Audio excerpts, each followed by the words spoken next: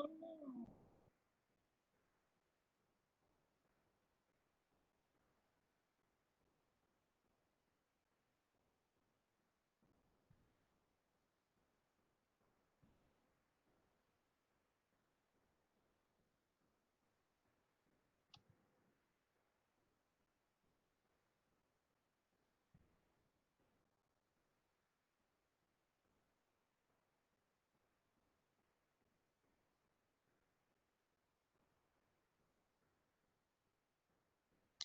So good morning, good afternoon, wherever you are. I hope you are all keeping well. Today I'm going to give a presentation on WASH in healthcare facilities and specifically talk about water and the role of water as part of the WASH Fit tool.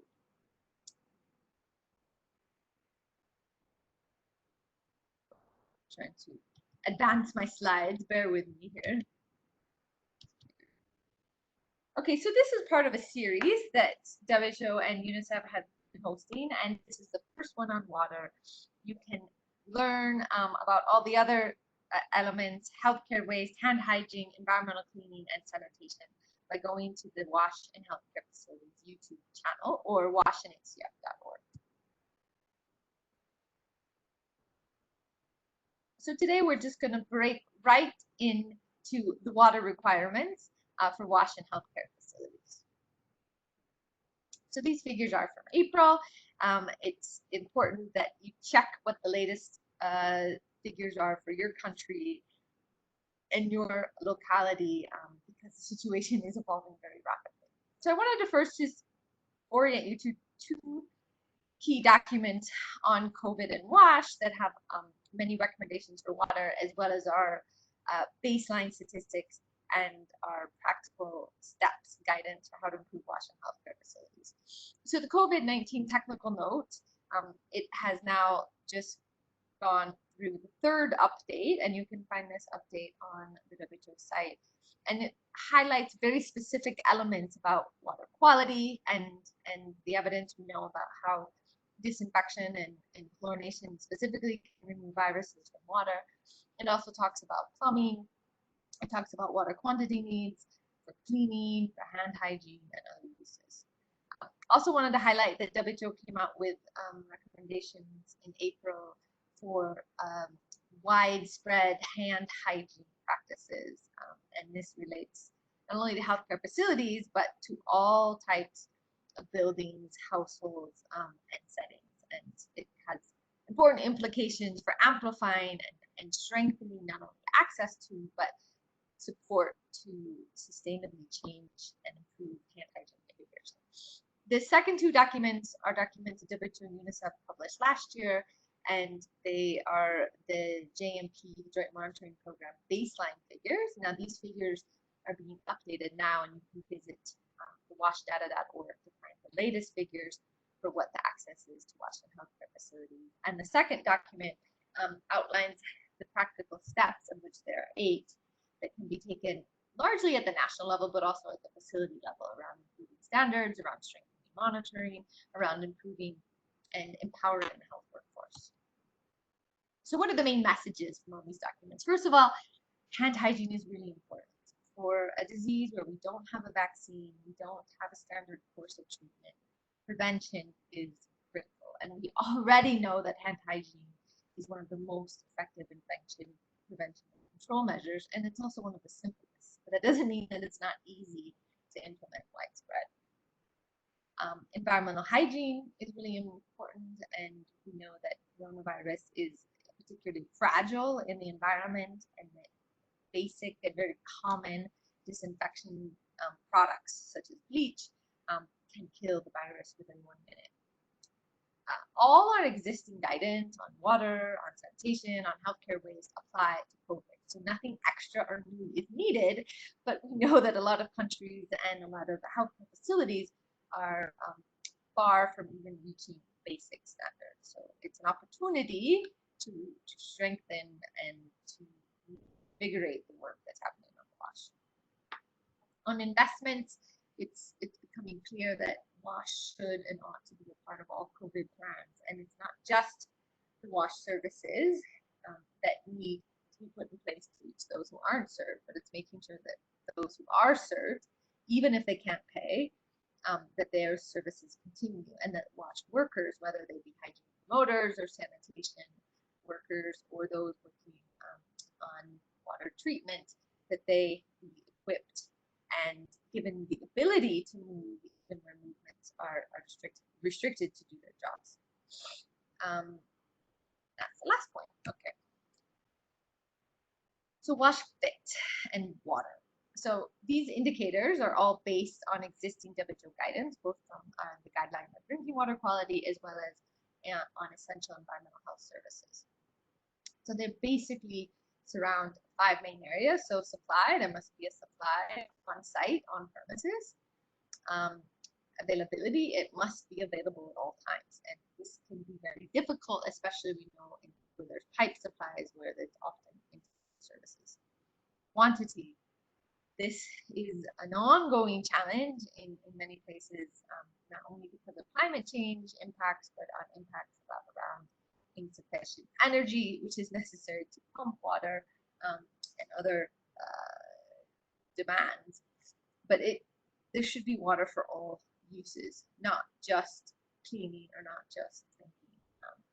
Safe storage. Storage is really important because it can help mitigate some of the challenges of not having constant and reliable water. And then finally, drinking water. Drinking water is really important. I've visited a number of healthcare facilities that do not provide drinking water for patients or the staff. Patients obviously need drinking water if they're having to take medicines, but it's also really important to stay hydrated when you're sick. This water should be free of fecal contamination, which can be measured by fecal indicator bacteria E. coli, and should have some chlorine residual to protect against recontamination.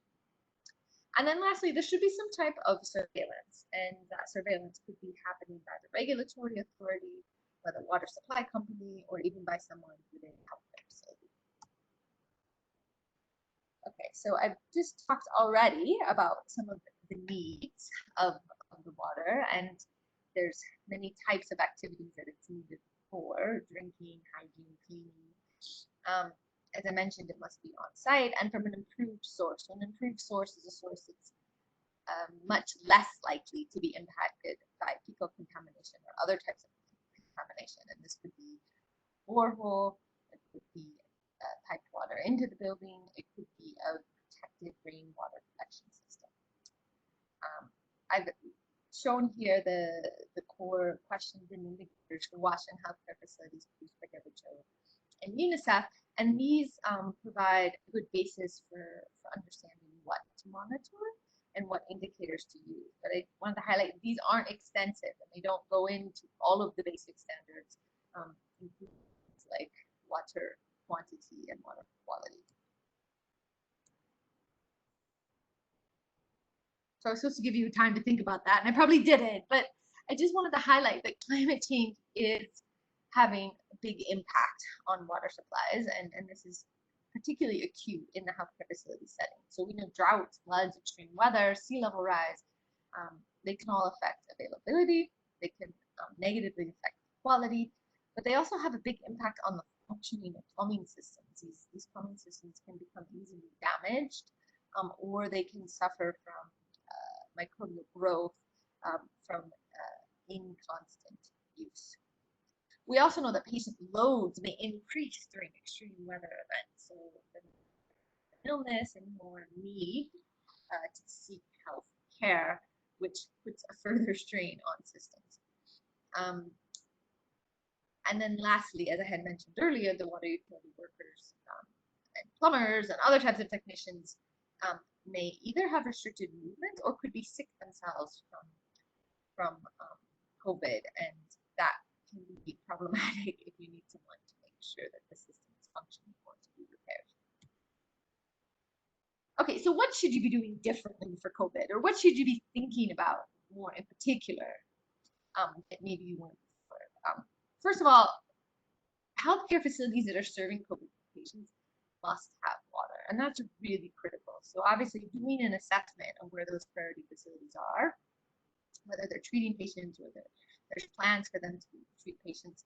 There's many temporary facilities being set up, and those also need to be looked at for water. It's critical not only for infection prevention control and all the cleaning and hand hygiene procedures, but also to make sure that those patients and staff that are helping them have enough water to drink for their personal hygiene. Quantity, as I said, it must be available for hand hygiene, cleaning, and drinking.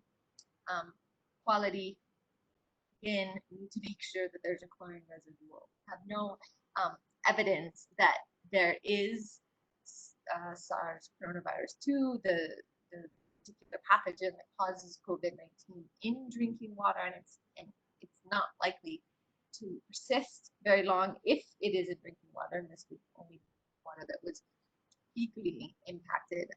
But we know that chlorine rapidly kills this virus, so water supplies should be chlorinated as a protection not only against COVID-19 but other types of pathogens, in particular that are transported through the fecal-oral route. And then lastly, it's really important to prepare and to have contingency plans if water supplies are limited. So this could be engaging in water trucking, it could be engaging in water capture, it could be thinking about putting very quickly additional boreholes or tapping into other pipe supplies. So I talked a little bit about the microbial contamination of drinking water. There are three main classes: viruses, bacteria, and protozoa cysts. SARS-CoV-2 obviously is a virus. It's an enveloped virus. So most viruses that we often talk about WASH, which are orally transmitted, and all the evidence we know that SARS-CoV-2 is not fecal-orally transmitted. These are usually, like hepatitis A, poliovirus, non-enveloped viruses. And though non-enveloped, you may think it's more fragile. In fact, it's the opposite. So these non-enveloped viruses are usually harder to remove than the enveloped viruses. As I mentioned, it hasn't been detected in water supplies. We have a few examples now of rivers that have been deeply impacted where RNA fragments of the virus have been found, but likely it's linked to sewage and waste. On bacteria, Legionella is one that increasingly we're finding is causing a lot of concern and adverse health impacts in healthcare facilities. It thrives at particular temperatures and in stagnant water, and so important that warm water in the hospital is kept warm, ideally about 50 degrees, and that the cooling water is kept cool. And then lastly, protozoan cysts, Giardia, Cryptosporidium. In terms of disinfection, these are the hardest to remove, and likely these are often found when you have surface water sources or water sources that are impacted by surface contamination. Okay, water supplies and drinking water. As I said, SARS-CoV-2 has not been detected in any drinking water supplies. It has been detected in raw river water sources, but only the RNA fragments, not actual culture of the virus itself. And just to emphasize, we have not, there's no evidence that even in sewage that the infectious cultural virus has been found. Again, it's just the RNA fragments, and likely because we know that this particular virus very quickly becomes inactivated in the gut and also is not likely to persist very long. So as sewage, as water moves through the system, we become more and more die off. Okay, I talked about that it's less stable. Maybe just to emphasize again, it is more susceptible to chlorine than other viruses, so that's great because chlorine is one of the cheapest and probably most available water disinfection products that we have. And just to emphasize, our standard recommendations is a free chlorine of greater than 0.5 milligrams per liter after at least 30 minutes. And there should be chlorine residual throughout the system. Okay, so just very briefly to highlight, when safely treated Safely managed treated pipewater is not an option. Water treatment at the point of use can be considered. And increasingly, we're seeing products that are being manufactured and sold to healthcare facilities so they can treat larger amounts of water. And I have a picture here of two products that WHO has tested and have passed our standards. So the WADA, which is an electrochlorinator and produces chlorine, which can be used to treat drinking water, but also other types of water that you use for disinfection of surfaces, as well as the family life straw, which is a membrane filter and again is effective, actually very effective in all three classes of the pathogens I just talked about: viruses, bacteria, and protozoa.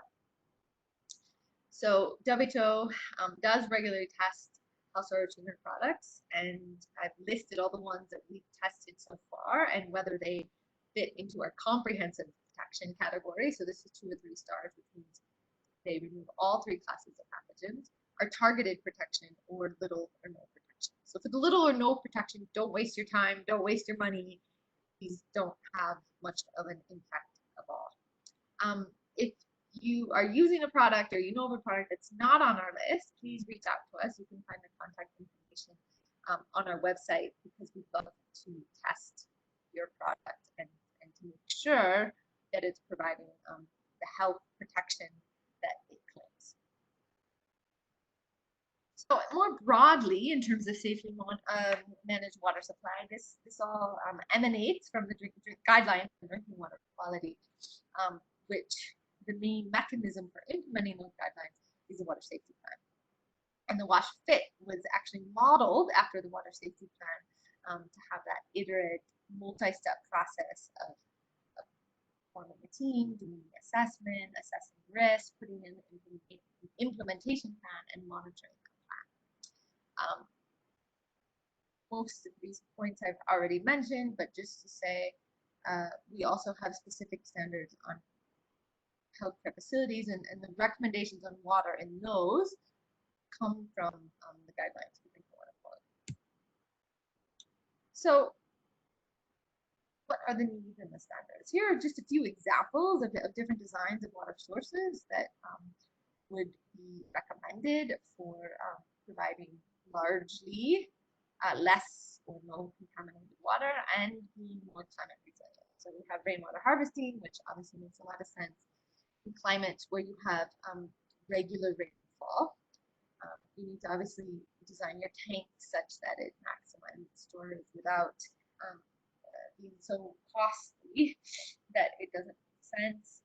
It's important to keep those tanks regularly cleaned and disinfected to make sure they don't harbor any pathogens. They're protected well with a hand pump. This we see a lot in rural places. It's fairly easy to maintain, but it does require more work on terms of collecting water. And then lastly, increasingly, especially in larger facilities such as district health facilities, we're seeing solar water borehole with a piped-in network, and having that immediate energy supply is really useful, but also just to emphasize that maintaining the photovoltaic array and that energy source does take particular skills and may need particular extra training and about the supply chain compared to the more traditional diesel generators, which of course are very polluting, but have been around a lot longer.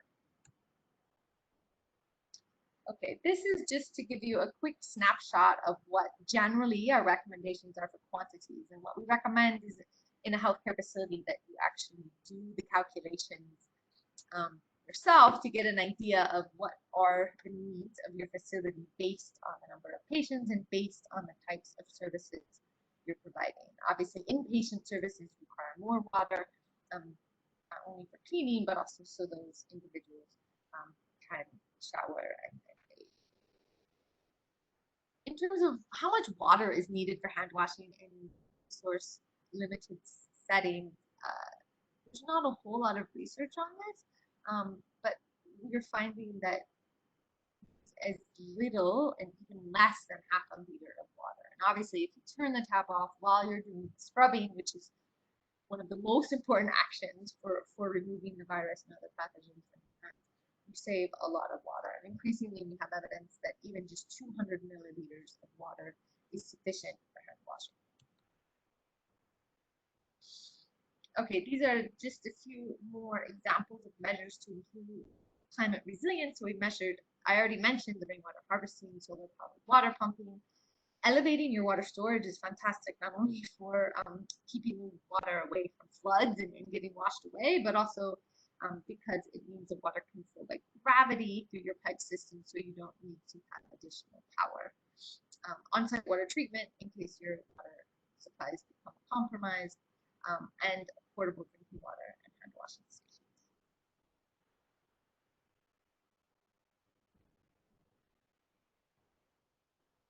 Okay. So how to ensure you have sufficient water for hand washing? As I mentioned, you can wet your hands, do the scrubbing, turn off the tap, and then wet them again. Also, just wanted to emphasize that the quality of water used for hand washing does not need to meet drinking water standards. So this is, I think, good news for those facilities where they don't have a water supply source that's necessarily completely free of fecal contamination, so that you can save some of your disinfectant and water treatment just from drinking or other medical uses of the water. But I'll have to say that you should try to use the source water of the highest water quality possible, like an improved source. Okay, just wanted to quickly highlight the WHO hand hygiene campaign and global recommendations. So as I mentioned earlier, WHO in April issued guidance in all settings, whether it be schools, shops, offices, homes, and healthcare facilities in particular, should have hand hygiene available for all users. So that's staff, patients, and visitors. And right now, it's really shocking that we have so many people globally who don't have even access. So it's estimated that 2 in 5 healthcare facilities globally lack hand hygiene points of care, and 3 billion individuals do not have hand hygiene in their home. So there are a number of methods that can be used to assess water quality, and I just really want to emphasize you don't necessarily need to do fecal indicator bacteria testing, and I think that those types of tests should be used to check whether some of the prevention measures or some of the protection measures you put in place are working.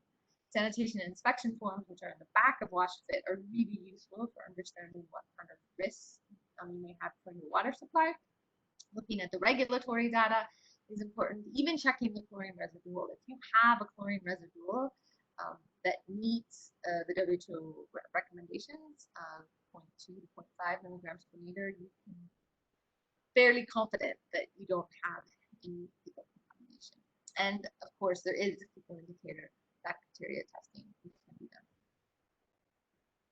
So safe plumbing is really important. Plumbing should not have cross connections. It needs to be checked regularly, and water pipes should be placed above black or gray water pipes, so pipes that have sewage or gray water. And bathroom showers and sprayers should have backflow protectors to prevent black water or fecal matter from entering the system.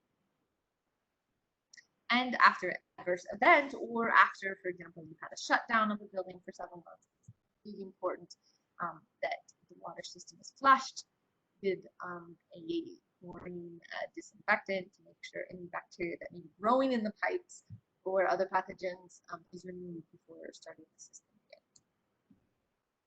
So just wanted to highlight a few lessons from implementation before I end today. It's really important to engage and work with health actors. This is key to our work in healthcare facilities, and we've had a lot of encouraging results in working with quality improvement teams, infection prevention control committees, antimicrobial response or resistant actors. Start with small, low cost actions. So hand hygiene, drinking water stations are very low cost. Cleaning can be done with very little investments as well. game changers. Water is a huge game changer, and if facilities can make that improvement, it seems that many of the other improvements that need to happen follow.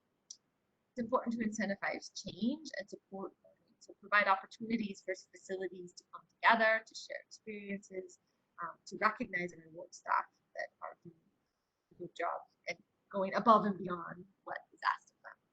And then lastly, wash budgets are really important for sustainability.